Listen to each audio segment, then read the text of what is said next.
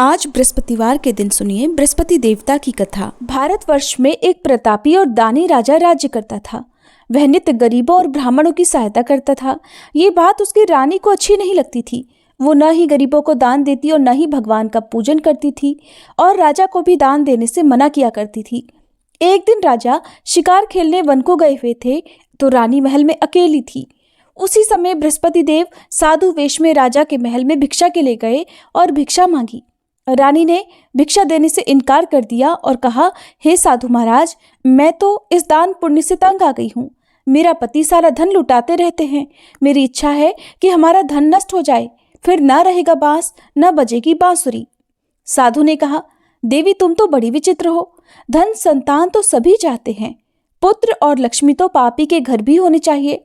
यदि तुम्हारे पास अधिक धन है तो भूखों को भोजन दो, प्यासों के लिए प्याऊ बनवाओ, मुसाफिरों के लिए धर्मशालाएं खुलवाओ। जो निर्धन अपनी कुमारी कन्याओं का विवाह नहीं कर सकते उनका विवाह करा दो। ऐसे और कई काम हैं जिनके करने से तुम्हारा यश लोक परलोक में फैलेगा। परंतु रानी पर उपदेश का कोई प्रभाव न पड़ा। कहने लगी, महाराज आप मुझे कुछ मत समझाइए। मैं ऐसा धन नहीं चाहती जो हर जगह बांटती फिरूं। साधु ने उत्तर दिया कि यदि तुम्हारी ऐसी इच्छा है तो तथास्तु। तुम ऐसा करना कि बृहस्पतिवार को घर लीपकर पीली मिट्टी से अपना सिर धोकर स्नान करना, भट्टी चढ़ाकर कपड़े धोना। ऐसा करने से आपका सारा धन नष्ट हो जाएगा। इतना कहकर वह साधु महाराज वहां से आलोप हो गए। साधु के कहे अनुसार बातों को पूरा करते करते रानी को केवल 3 बृहस्पतिवार ही बीते थे कि उसकी समस्त धन संपत्ति नष्ट हो गई। अब भोजन के लिए राजा का परिवार तरसने लगा। तब एक दिन राजा ने रानी से कहा, हे रानी, तुम यहीं रहो, मैं दूसरे देश को जाता हूँ, क्योंकि यहाँ पर सभी लोग मुझे जानते हैं, इसलिए मैं कोई छोटा काम नहीं कर सकता। ऐसा कहकर राजा परदेश चला गया। वहां वह जंगल से लकड़ी काट कर लाता और शहर में बेचता। इस तरह से वह अपना जीवन व्यतीत करने लगा। इधर राजा के परदेश जाते ही रानी और दासी दुखी रहने लगी। एक बार जब रानी और दासी को 7 दिन तक बिना भोजन के रहना पड़ा तो रानी ने अपनी दासी से कहा, हे दासी, पास ही के नगर में मेरी बहन रहती है, वह बड़ी धनवान है, तू उसके पास जा और कुछ ले आ ताकि थोड़ी बहुत गुजर बसर हो जाए। दासी रानी की बहन के पास गई। उस दिन गुरुवार था और रानी की बहन उस समय बृहस्पतिवार व्रत की कथा सुन रही थी। दासी ने रानी की बहन को अपनी रानी का संदेश दिया, लेकिन रानी की बहन ने कोई उत्तर नहीं दिया। जब दासी को रानी की बहन से कोई उत्तर नहीं मिला तब वह बहुत दुखी हुई। उसे क्रोध भी आया। दासी ने वापस आकर रानी को सारी बात बता दी। सुनकर रानी ने अपने भागी को कोसा। उधर रानी की बड़ी बहन ने सोचा कि मेरी बहन की दासी आई थी, परंतु मैं उससे नहीं बोली, इससे वह बहुत दुखी हुई होगी। कथा सुनकर और पूजन समाप्त करके वह अपनी बहन के घर आई और कहने लगी, हे बहन, मैं बृहस्पतिवार का व्रत कर रही थी। तुम्हारी दासी मेरे घर आई थी, परंतु जब तक कथा होती है तब तक न तो उठते हैं और न ही बोलते हैं, इसलिए मैं नहीं बोली। कहो दासी क्यों गई थी?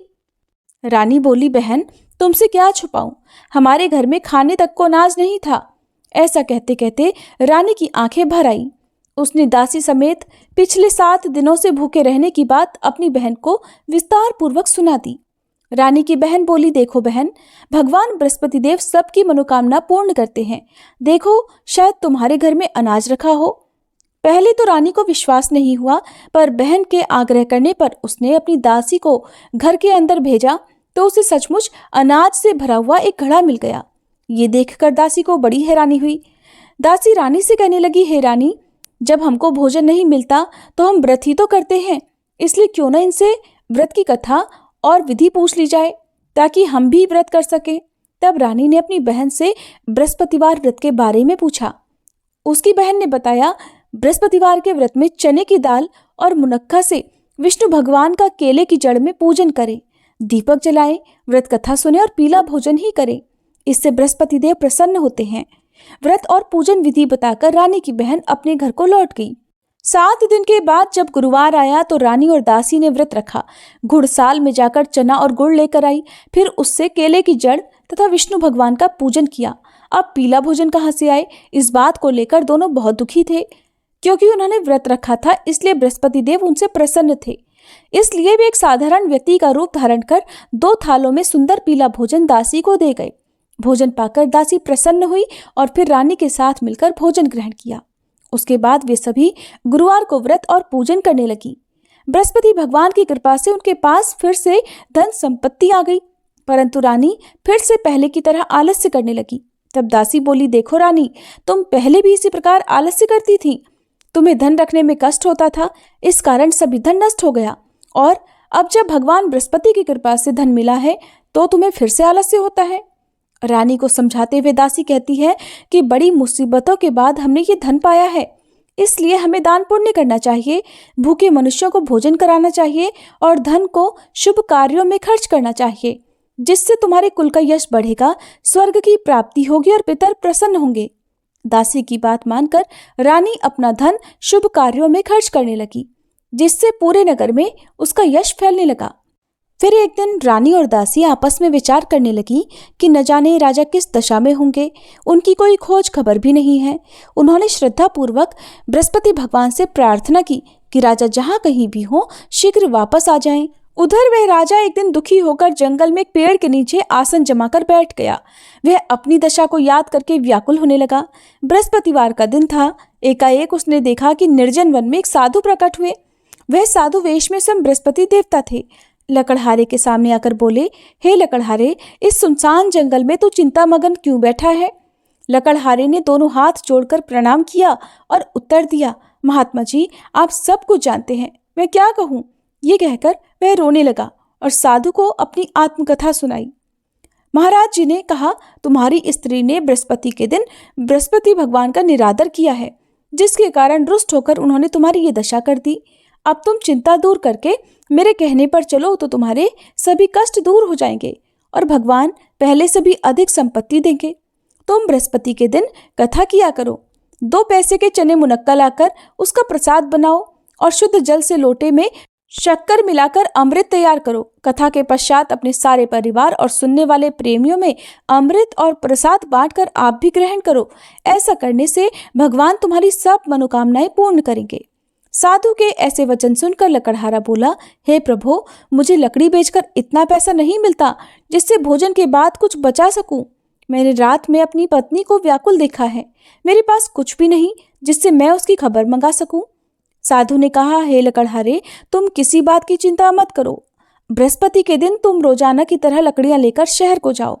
तुमको रोज से 2 गुना धन प्राप्त होगा, जिससे तुम भलीभांति भोजन कर लोगे और बृहस्पति देव की पूजा का सामान भी आ जाएगा। जो तुमने बृहस्पतिवार की कहानी के बारे में पूछा है वह इस प्रकार है। प्राचीन काल में एक बहुत ही निर्धन ब्राह्मण था। उसकी कोई संतान न थी। वह नित्य पूजा पाठ करता, लेकिन उसकी पत्नी न स्नान करती और न किसी देवता का पूजन करती। इसी कारण वह ब्राह्मण देवता बहुत दुखी रहते थे। भगवान की कृपा से ब्राह्मण के यहाँ एक कन्या उत्पन्न हुई। कन्या बड़ी होने लगी। प्रातः स्नान करके वह भगवान विष्णु का जप करती, बृहस्पतिवार का व्रत करने लगी। पूजा पाठ समाप्त कर पाठशाला जाती तो अपनी मुट्ठी में जौ भरकर ले जाती और पाठशाला के मार्ग में डालती जाती। लौटते समय वही जौ सोने के हो जाते तो उनको बीनकर घर ले आती। एक दिन वह बालिका सूप में उन सोने के जौ को फटक कर साफ कर रही थी कि तभी उसकी माँ ने देख लिया और कहा कि हे बेटी, सोने के जौ को फटकने के लिए सोने का सूप भी तो होना चाहिए। दूसरे दिन गुरुवार था। उस कन्या ने व्रत रखा और बृहस्पति देव से सोने का सूप देने की प्रार्थना की। बृहस्पति देव ने उसकी प्रार्थना स्वीकार कर ली। रोजाना की तरह वह कन्या जौ फैलाती हुई पाठशाला चली गई। पाठशाला से लौटकर जब वह जौ बीन रही थी तो बृहस्पति देव की कृपा से उसे सोने का सूप भी मिल गया। उसे वह घर ले आई और उससे जौ साफ करने लगी, परंतु उसकी माँ का वही ढंग रहा। एक दिन की बात है, कन्या सोने के सूप में जब जौ साफ कर रही थी, उसी समय उस नगर का राजकुमार वहां से निकला। कन्या के रूप और कार्य को देखकर वह उस पर मोहित हो गया। राजमहल आकर वह भोजन और जल त्याग कर उदास होकर लेट गया। राजा को जब राजकुमार द्वारा अन्न जल त्यागने का समाचार पता चला तो अपने मंत्रियों के साथ वह अपने पुत्र के पास गया और कारण पूछा। राजकुमार ने राजा को उस लड़की के घर का पता भी बता दिया।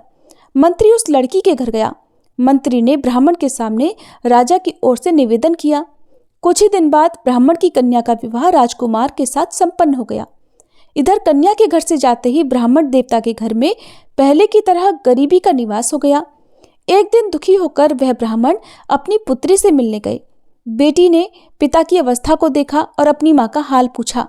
ब्राह्मण ने सभी हाल कह सुनाया। तब कन्या ने बहुत सारा धन देकर अपने पिता को विदा कर दिया। लेकिन कुछ दिन बाद फिर वही हाल हो गया। ब्राह्मण फिर अपनी कन्या के यहाँ गया और सभी हाल कहा तो पुत्री बोली, हे पिताजी, आप माताजी को यहाँ लिवा लाओ, मैं उन्हें वह विधि बता दूंगी जिससे गरीबी दूर हो जाए। ब्राह्मण देवता अपनी पत्नी को साथ लेकर अपनी पुत्री के पास राजमहल पहुंचे तो पुत्री अपनी माँ को समझाने लगी, हे माँ, तुम प्रातःकाल स्नानादि करके विष्णु भगवान का पूजन करो तो सब दरिद्रता दूर हो जाएगी। परंतु उसकी माँ ने उसकी एक भी बात नहीं मानी। वह प्रातःकाल उठकर अपनी पुत्री की बची जूठन को खा लेती थी। एक दिन उसकी पुत्री को बहुत गुस्सा आया। उसने अपनी माँ को एक कोठरी में बंद कर दिया। प्रातः उसे स्नानादि करा के पूजा पाठ करवाया तो उसकी माँ की बुद्धि ठीक हो गई। इसके बाद वह नियम से पूजा पाठ करने लगी और प्रत्येक बृहस्पतिवार को व्रत करने लगी। इस व्रत के प्रभाव से मृत्यु के बाद वह स्वर्ग को गई। वह ब्राह्मण भी सुखपूर्वक इस लोक का सुख भोगकर स्वर्ग को प्राप्त हुआ। इतना कहकर साधु अंतर ध्यान हो गए। धीरे धीरे समय बीतने पर फिर वही बृहस्पतिवार का दिन आया। लकड़हारा जंगल से लकड़ी काटकर किसी शहर में बेचने गया। उसे उस दिन और दिन से अधिक पैसा मिला। राजा ने चना गुड़ आदि लाकर गुरुवार का व्रत किया। उस दिन से उसके सभी क्लेश दूर हुए। परंतु जब दोबारा गुरुवार का दिन आया तो बृहस्पतिवार का व्रत करना भूल गया। इस कारण बृहस्पति भगवान नाराज हो गए। उस दिन उस नगर के राजा ने विशाल यज्ञ का आयोजन किया था और शहर में ये घोषणा कर दी कि कोई भी मनुष्य अपने घर में भोजन न बनाए, न आग जलाए। समस्त जनता मेरे यहाँ भोजन करने आए। इस आज्ञा को जो न मानेगा उसे फांसी की सजा दी जाएगी। इस तरह की घोषणा संपूर्ण नगर में करवा दी गई। राजा की आज्ञा अनुसार शहर के सभी लोग भोजन करने गए, लेकिन लकड़हारा कुछ देर से पहुंचा, इसलिए राजा उसको अपने साथ घर लिवा ले गए और ले जाकर भोजन करा रहे थे तो रानी की दृष्टि उस खूंटी पर पड़ी जिस पर उसका हार लटका हुआ था। वह वहां पर नहीं दिखाई दिया। रानी ने निश्चय किया कि मेरा हार इसी मनुष्य ने चुरा लिया है। उसी समय सिपाहियों को बुलाकर उसको कारागार में डलवा दिया। जब लकड़हारा कारागार में पड़ गया और बहुत दुखी होकर विचार करने लगा कि न जाने कौन से पूर्व जन्म के कर्म से मुझे यह दुख प्राप्त हुआ है, और उसी साधु को याद करने लगा जो कि जंगल में मिला था। उसी समय तत्काल बृहस्पति देव साधु के रूप में प्रकट हुए और उसकी दशा को देखकर कहने लगे, अरे मूर्ख, तूने बृहस्पति देव की कथा नहीं करी, इस कारण तुझे ये दुख प्राप्त हुआ है। अब चिंता मत कर, बृहस्पतिवार के दिन कारागार के दरवाजे पर 4 पैसे पड़े मिलेंगे। उनसे तू बृहस्पति देव की पूजा करना, तेरे सभी कष्ट दूर हो जाएंगे। बृहस्पति के दिन उसे 4 पैसे मिले। लकड़हारे ने कथा कही। उसी रात को बृहस्पति देव ने उस नगर के राजा को स्वप्न में कहा, हे राजा, तुमने जिस आदमी को कारागार में बंद कर दिया है वह निर्दोष है, वह राजा है, उसे छोड़ देना। रानी का हार उसी खूंटी पर लटका है। अगर तू ऐसा नहीं करेगा तो मैं तेरे राज्य को नष्ट कर दूंगा। इस तरह रात के स्वप्न को देखकर राजा प्रातःकाल उठा और खूंटी पर हार देखकर लकड़हारे को बुलाकर क्षमा मांगी और लकड़हारे को योग्य सुंदर वस्त्र आभूषण देकर विदा कर दिया। बृहस्पति देव की आज्ञा अनुसार लकड़हारा अब अपने नगर को चल दिया। राजा जब अपने नगर के निकट पहुंचा तो उसे बड़ा आश्चर्य हुआ। नगर में पहले से अधिक बाग, तालाब, कुएं तथा बहुत सी धर्मशाला, मंदिर आदि बन गई हैं। राजा ने पूछा, ये किसका बाग और धर्मशाला है? तब नगर के सब लोग कहने लगे, ये सब रानी और बांदी के हैं। तो राजा को आश्चर्य हुआ और गुस्सा भी आया। जब रानी ने ये खबर सुनी कि राजा आ रहे हैं तो उन्होंने बांदी से कहा, हे दासी, देख, राजा हमको कितनी बुरी हालत में छोड़ गए थे। हमारी ऐसी हालत देखकर वो लौट ना जाए, इसलिए तू दरवाजे पर खड़ी हो जा। आज्ञा अनुसार दासी दरवाजे पर खड़ी हो गई। राजा आए तो उन्हें अपने साथ लिवा लाई। तब राजा ने क्रोध करके अपनी रानी से पूछा कि ये धन तुम्हें कैसे प्राप्त हुआ है? तब उन्होंने कहा, हमें ये सब धन बृहस्पति देव के इस व्रत के प्रभाव से प्राप्त हुआ है। अब राजा ने निश्चय किया कि 7 रोज बाद तो सभी बृहस्पति देव का पूजन करते हैं, परंतु मैं प्रतिदिन दिन में 3 बार कहानी और रोज व्रत किया करूंगा। अब हर समय राजा के दुपट्टे में चने की दाल बंधी रहती और दिन में 3 बार कहानी कहता।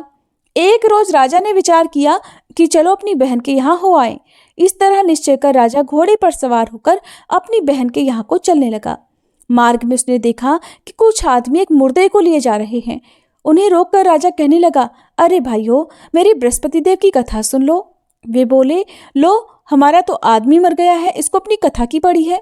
परंतु कुछ आदमी बोले, अच्छा कहो, हम तुम्हारी कथा भी सुनेंगे। राजा ने दाल निकाल ली और जब कथा आधी हुई थी कि मुर्दा हिलने लग गया, और जब कथा समाप्त हो गई तो राम राम करके वह मनुष्य उठकर खड़ा हो गया। आगे मार्ग में उसे एक किसान खेत में हल चलाता मिला। राजा ने उसे देखा तो उससे बोले, अरे भैया, तुम मेरी बृहस्पतिवार की कथा सुन लो। किसान बोला, जब तक मैं तेरी कथा सुनूंगा तब तक 4 हरैया जोत लूंगा। जा, अपनी कथा किसी और को सुनाना। इस तरह राजा आगे चलने लगा। राजा के हटते ही बैल पछाड़ खाकर गिर गए और उस किसान के पेट में बड़ी जोर का दर्द होने लगा। उसी समय उसकी माँ रोटी लेकर आई। जब उसने ये देखा तो अपने पुत्र से सब हाल पूछा और बेटे ने सभी हाल कह दिया। तो बुढ़िया दौड़ी दौड़ी उस घुड़सवार के पास गई और उससे बोली कि मैं तेरी कथा सुनूंगी, तू अपनी कथा मेरे खेत पर चलकर ही कहना। राजा ने बुढ़िया के खेत पर जाकर कथा कही, जिसके सुनते ही बैल उठ खड़े हुए और किसान के पेट का दर्द भी बंद हो गया। राजा अपनी बहन के घर पहुंचा। बहन ने भाई की खूब मेहमानी की। दूसरे रोज प्रातःकाल राजा जगा तो वह देखने लगा कि सब लोग भोजन कर रहे हैं। राजा ने अपनी बहन से कहा, ऐसा कोई मनुष्य है जिसने भोजन ना किया हो, मेरी बृहस्पतिवार की कथा सुन ले। बहन बोली, है भैया, ये देश ऐसा ही है। पहले यहाँ लोग भोजन करते हैं, बाद में अन्य काम करते हैं। अगर कोई पड़ोस में हो तो देखाऊं। वो ऐसा कहकर देखने चली गई, परंतु उसे ऐसा कोई व्यक्ति नहीं मिला जिसने भोजन ना किया हो। अतः वह एक कुम्हार के घर गई जिसका लड़का बीमार था। उसे मालूम हुआ कि उनके यहाँ 3 रोज से किसी ने भोजन नहीं किया है। रानी ने अपने भाई की कथा सुनने के लिए कुम्हार से कहा। वह तैयार हो गया। राजा ने जाकर बृहस्पतिवार की कथा कही, जिसको सुनकर उसका लड़का ठीक हो गया। अब तो राजा की प्रशंसा होने लगी। एक दिन राजा ने अपनी बहन से कहा, हे बहन, अब हम अपने घर को जाएंगे, तुम भी तैयार हो जाओ। राजा की बहन ने अपनी सास से कहा। सास ने कहा, हाँ चली जा, परंतु अपने लड़कों को मत ले जाना, क्योंकि तेरे भाई के कोई संतान नहीं है। बहन ने अपने भैया से कहा, हे भैया, मैं तो चलूंगी, पर कोई बालक नहीं जाएगा। राजा बोला, जब कोई बालक नहीं जाएगा तब तुम भी जाकर क्या करोगी। बड़े दुखी मन से राजा अपने नगर को लौट आया। राजा ने अपनी रानी से कहा, हम निर्वंशी राजा हैं, हमारा मुंह देखने का धर्म नहीं है और कुछ भोजन आदि नहीं किया। रानी बोली, हे प्रभु, बृहस्पति देव ने हमें सब कुछ दिया है, वह हमें संतान अवश्य देंगे। उसी रात को बृहस्पति देव ने राजा से स्वप्न में कहा, हे राजा, उठ, सभी सोच त्याग दे, तेरी रानी गर्भ से है। राजा को ये बात सुनकर बड़ी खुशी हुई। 9वें महीने में उसके गर्भ से एक सुंदर पुत्र पैदा हुआ। तब राजा बोला, हे रानी, स्त्री बिना भोजन के रह सकती है, पर बिना कहे नहीं रह सकती। जब मेरी बहन आए तब तुम मुझसे कुछ मत कहना। रानी ने सुनकर हाँ कर दिया। जब राजा की बहन ने ये शुभ समाचार सुना तो वह बहुत खुश हुई और बधाई लेकर अपने भाई के यहाँ आई। तभी रानी ने कहा, घोड़ा चढ़कर तो नहीं आई, गधा चढ़ी आई। राजा की बहन बोली, भाभी, मैं इस प्रकार ना कहती तो तुम्हें संतान कैसे मिलती। बृहस्पति देव ऐसे ही हैं, जैसी जिसके मन में कामनाएं हैं सभी को पूर्ण करते हैं। जो सद्भावना पूर्वक बृहस्पतिवार का व्रत करता है और कथा पढ़ता है अथवा सुनता है, दूसरों को सुनाता है, बृहस्पति देव उसकी सभी मनोकामनाएं पूर्ण करते हैं। प्रेम से बोलिए बृहस्पति देवता की जय।